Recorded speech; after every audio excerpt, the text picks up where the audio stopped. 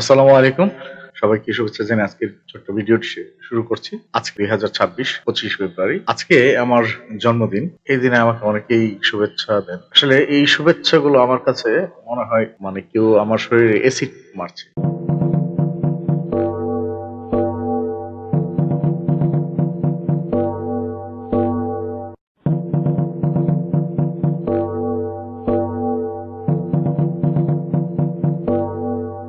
আমার এই যন্ত্রণা শুরু হয়েছে ২০০৯ ২৫শে ফেব্রুয়ারি থেকে। আপনারা সবাই জানেন আজকে ১৭ বছর পার হতে চললো এই বিডিআর বিদ্রোহ নামে পিলখানায় যে হত্যাযজ্ঞ হয়েছিল, আমাদের যে সেনা কর্মকর্তারা শহীদ হয়েছিল, যারা আমাদের দেশের বীর সন্তান, তাদেরকে আমরা এমনভাবে কলঙ্কজনকভাবে পুরস্কৃত করেছি। আমরা নাগরিক হিসেবে আমাদের কতটুকু যন্ত্রণা দেয় আমি জানি না, তবে আমাকে অনেক যন্ত্রণা দেয়। বিশেষ করে আমার প্রতিটা জন্মদিনের সময় আমি আজকে যাকে নিয়ে আলোচনা করব সেই বিডিআর বিদ্রোহের শেষ একজন শহীদ বলে আমি মনে করি, যিনি হচ্ছেন মেজর মোহাম্মদ জাহিদুল ইসলাম। এই মেজর মোহাম্মদ জাহিদুল ইসলাম সেনাবাহিনীর একজন মেজর ছিলেন, অবসরপ্রাপ্ত।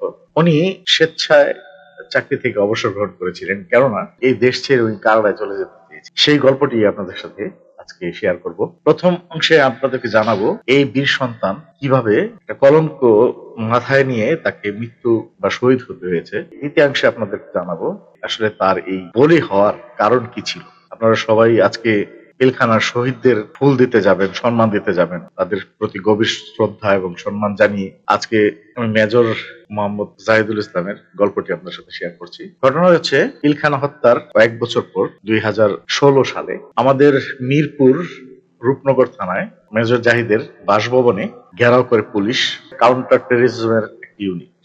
সেখানে বন্দুক যুদ্ধ নাটক সাজানো হয়েছিল। কখনো জাহাঙ্গীর, কখনো মুরাদ, কখনো ওমর। আমাদেরকে নিশ্চিত হতে হবে আসলে তার পুঙ্খানুপুঙ্খ নাম। স্বৈরাচারী শাসকের একটা মাল ছিল, উনি আসলে কামাল করতে পারেন, ওনার নামের মধ্যেই মাল, যে স্বরাষ্ট্রমন্ত্রী কামাল। তার কাছে পিস্তল ছিল, তার কাছে চাপাতি ছিল এবং গ্রেনেডও ছিল। গ্রেনেডও নিক্ষেপ করেছে, গুলিও করেছে, চাপাতি দিয়ে কোবো দিয়ে। উনি বললেন যে ওনার কাছে গ্রেনেড ছিল, ছুরি ছিল, চাপাতি ছিল, বন্দুক ছিল এবং চাপাতি দিয়ে ৪-৫ জন কূপ দিয়েছে। সেই নাটকের মধ্যে পুলিশের ৬ জন তাকে ২৯ রাউন্ড গুলি করে, এখানেই ক্ষান্ত নয়, গুলি করে হত্যা করে তাকে বানানো হয় একজন জঙ্গি নাটক সাধারণ মানুষের কাছে বিশ্বাসযোগ্য করে তুলতে হাসিনার সহযোগী হয়ে কাজ করেছে দৈনিক প্রথম আলো ও ডেইলি স্টার। ২০১৬ সালের সেপ্টেম্বরে জঙ্গি নাটক সাজিয়ে নৃশংসভাবে হত্যা করা হয় মেজর জাহিদুল ইসলামকে। হত্যার আগে স্ত্রী সহ তাকে নিজ বাড়ি থেকে অপহরণ করে আইন শৃঙ্খলা বাহিনীর সদস্যরা। আমরা আরেকটি ঘটনার সাক্ষী, যে গুলশানে যে হলি আর্টিজানের যে হত্যাযজ্ঞ হয়েছিল, সেই ঘটনাটি আমরা অনেকে জানি। তো এই ঘটনাকে কেন্দ্র করে সেই ঘটনার মাস্টার মাইন্ড হিসেবে জাহিদুল ইসলামকে দেখানো হয়। মানে উনি হচ্ছে যে এই হলি আর্টিজমের হত্যাযজ্ঞের মূল পরিকল্পনাকারী। এই তকমাটা ওনাকে দেওয়া হয়েছে। ক্রস ফায়ার করে মারা হলো, তার ডেড বডিটা ঢাকা মেডিকেল কলেজের মর্গে পাঠানো। এই ঢাকা মেডিকেলের মর্গে তাকে পাঠানো হলেও এই মেজর জাহিদুল ইসলামের বাবা অনেকবার নিয়ে ১ বছর জীবিত ছিলেন।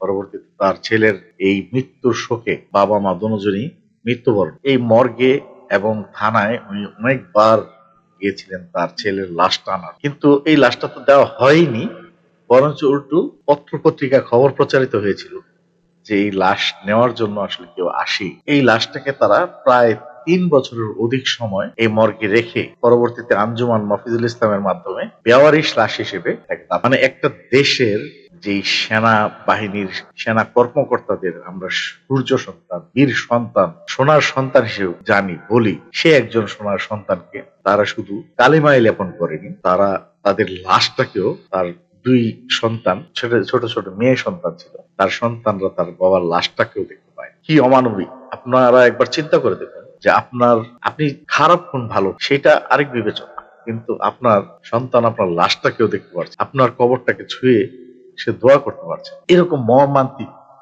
একটা ঘটনা ঘটানো হয়েছে আমাদের শত শত, একটা না, শত শত হাজার হাজার মায়ের বুক খালি করে এইরকম ঘটনা আমাদের বাংলাদেশে ঘটিয়েছে এই স্বৈরাচারী শেখ হাসিনা সরকার। তারপরেও আমরা অনেকেই এই সরকারকে ছাড়া বাংলাদেশে আর কোন সরকার পাওয়া উচিত না বলে মনে করি। তাদের বিরুদ্ধে আমরা যখন কথা বলি অনেকে আমাদেরকে বলে আমরা নব্য রাজাকার, আমরা দেশকে পিছিয়ে নিয়ে নিয়ে যেতে চাই। আসলে কি এরকম শাসক আমাদের দরকার?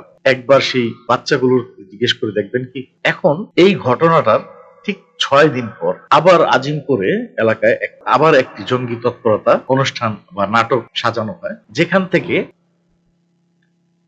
জেবুন নাহার নামে এই ভদ্রমহিলাকে ওনারা জঙ্গির আখ্যা দিয়ে গ্রেফতার করে। তিনি হচ্ছেন এই মেজর জাহিদের ওয়াইফ।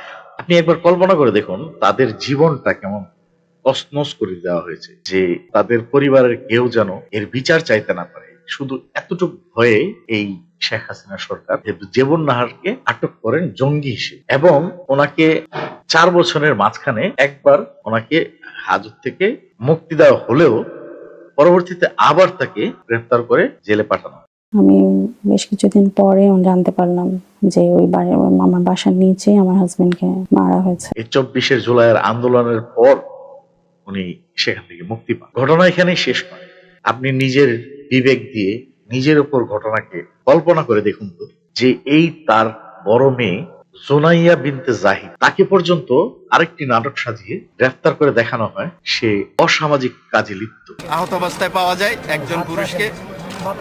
সাথে সবার সাথেই ছিলাম, পরে আম্মুর সাথে আজিমপুর যে ওখান থেকে গাড়িতে করিয়ে নিয়ে যাওয়া হয়েছে, ওখানে নিয়ে আমাকে বসায় ছবি তোলা হয়েছিল। এরপরে আরেকটা মাইক্রোতে করে ওই ভিকটিম সেন্টার নামে একজন আন্টি আর একজন আঙ্কেল নিয়ে গিয়েছিল। এরপরে ওখানে আমি ছিলাম, পরে আমার নানুরা এসে আমাকে নিয়ে গিয়েছে। আপনি কি মেনে নিতে পারেন আপনার সন্তানকে এরকম ভাবে হেনস্থা করা হচ্ছে? তার বয়স ছিল 7 বছর। এই 7 বছরের শিশু বাচ্চাটিকেও তারা রেহাই দেয়, কালিমা লেপন করতে।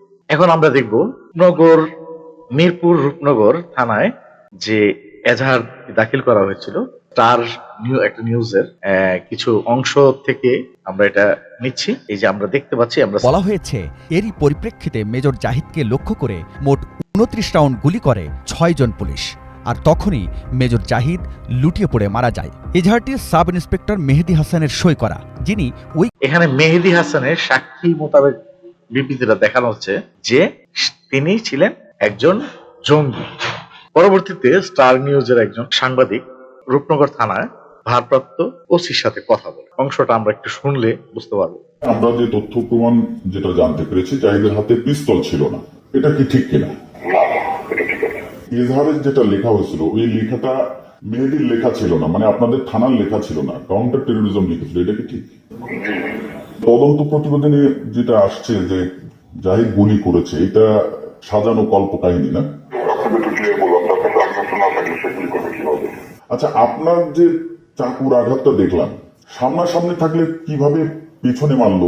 ঘটনার সাথে আপনারা কাগজ কলম যেটাই পাইছেন এটার সাথে বাস্তব ঘটনার একটু গরমিল আছে, অসম্ভব। এখন আমরা জানার চেষ্টা করব আসলে তাকে কেন এই বলির পাঠা হতে হয়েছে। আমরা এখন ফিরে যাই সেই পিলখানা হত্যাযজ্ঞ। পিলখানা হত্যাযজ্ঞে ক্যাপ্টেন মাজাহার নামে একজন ক্যাপ্টেন ছিল। যখন পিলখানা হত্যাযজ্ঞ হয় তখন পিলখানায় ক্যাপ্টেন মাজাহারও সেখানে ছিল, যিনি পিলখানায় শহীদ হয়েছে। তো সেই সময় মেজর মাজাহার তার পরিচিত জনকে ফোন দিয়ে এই সিচুয়েশনের কথাটা জানাচ্ছিল। তখন এই মেজর মোহাম্মদ জাহিদুল ইসলাম তার ফোর্সমেট ছিলেন, সেই হিসেবে তাকে ফোন করে জানিয়েছিলেন বিদ্রোহের নামে এখানে একটা হত্যাযজ্ঞের সৃষ্টি করা হচ্ছে, এটা পরিকল্পিত, এবং এর সাথে শুধু বাংলাদেশ না আমাদের পার্শ্ববর্তী দেশও জড়িত আছে, যে তারা এই মৃত্যুযজ্ঞের সাথে জড়িত, তারা হিন্দিতেও কথা। মেজর জাহিদ তারা দুজন কোর্সমেট ছিল, ব্যাচমেট। তো যখন বিডিআরে এরকমভাবে ভিতরে এরকমভাবে অফিসারদেরকে মারা হচ্ছিল, তখন এই ক্যাপ্টেন মাঝার তার কাছে ফোন করেছিল এবং সে বলেছিল যে এখানে যারা অফিসারদেরকে মারছে আমার কাছে তাদেরকে বিডিআরের সৈনিক বলে মনে হয় না। এই যে সেন্সিটিভ যে খবরটা, যে মেজর মোহাম্মদ জাহিদুল ইসলাম কথাটি অনেকের সাথে আলাপ করার কারণে শেখ হাসিনার কান পর্যন্ত যখন পৌঁছে যায়, তখন থেকে তার জীবনে নেমে আসে এই দুর্দশা। তার প্রতি দৃষ্টি রাখা হচ্ছিল, এই ব্যাপারটি উনি আজ করতে পেরে উনি চাকরি থেকে অব্যাহতি দেন এবং উনি কানাডা চলে যাওয়ার সিদ্ধান্ত। ঠিক তখনই এই পরিকল্পনা করে জঙ্গি নাটক বানিয়ে ওনাকে হত্যা করা হয়েছে। আজকে 17টি বছর পার হয়ে গেছে। এই বিডিআর বিদ্রোহ নামে যে নিরীহ সৈনিকদেরকে এখনো গ্রেফতার করে রাখা, আজ পর্যন্ত আমি জোরালো ভাবে কাউকে সেনাবাহিনী নিরীহ সোলজারদের মুক্তির জন্য দাবি উঠাতে দেখি। আমি একজন মাত্র লোককে দেখেছি, ইলিয়াস হোসেন, সাংবাদিক ইলিয়াস হোসেন, সেই একমাত্র এই পিলখানা যে নিরীহ সৈনিকদের এখনো গ্রেফতার করে রাখা হয়েছে, তাদের পক্ষে কথা বলেছে, কিন্তু আজও তারা ঘরে ফিরে আসতে পারে। কেননা প্রত্যেকটা প্রতিবেদনে উঠে এসেছে কারা ছিলেন এই হত্যাযজ্ঞের সাথে জড়িত। তাদেরকে বিভিন্ন জায়গায় পোস্টিং দিয়ে বড় পদে নিয়োগ পাঠিয়ে তাদেরকে পুরস্কৃত করে তাপসের মতন লোক ঢাকার উত্তরে মেয়র বানিয়ে তাকে পুরস্কৃত করা হয়েছে। এবং আব্দুল কাহার আকন এই তদন্তকে ধামাচাপা দিয়েছেন, তাকেও পুরস্কৃত করা হয়েছে। তাকে পরবর্তীতে আওয়ামী লীগের রাজনীতিতে অংশ নেওয়ার সুযোগ দেওয়া হয়েছিল এবং কিশোরগঞ্জ 2 আসন খুব সম্ভবত সেখান থেকে তাকে মনোনয়ন দেওয়া হয়েছে। এখন আপনারা একবার চিন্তা করুন যে আমাদের বাংলাদেশের যেই সূর্য সন্তানরা যারা আমাদেরকে রক্ষা করার দায়িত্ব নিয়ে সেনাবাহিনীতে অংশগ্রহণ করেছেন, যারা সারা বিশ্বে শান্তি মিশনে 1 নম্বর হয়ে আছেন, সেই সেনাবাহিনীর কর্মকর্তাদের বাংলাদেশে যদি এরকম পুরস্কার এরকম ভাবে পুরস্কৃত করা হয়, তাহলে আপনি আর আমি কোন ছাই? আমাদের উপর আসলে আমরা এই দেশের কাছ থেকে এরকম কি আশা করি? আমার এই জন্মদিনে আপনাদের সবার কাছে এতটুকু দাবি রইল, আপনারা এই শহীদদের কথা চিন্তা করে এর প্রতিবাদ সবাই মনে প্রাণে চান। অন্ততপক্ষে এই বীর সন্তানদের হত্যার বিচার। সবাইকে শুভেচ্ছা জানিয়ে আমার ভিডিও শেষ করি। আসসালামু আলাইকুম। ডাইনে দেখতে পাচ্ছেন ভিকটিম পরিবার এই 2টি শিশু বাচ্চা নিয়ে 4 মাস 7 দিন গুম অবস্থায় ছিল। কারণ হলো এই যে আবেদনকারী জেবুন্নেসা ইসলাম, তার হাজব্যান্ড মেজর জাহিদ অত্যন্ত ব্রিলিয়ান্ট অফিসার ছিল। তাকে জঙ্গি সাজিয়ে তার বাসার নিচে পয়েন্ট ব্লাঙ্ক পিছনে হাত বেঁধে তাদেরকে হত্যা করা হয়।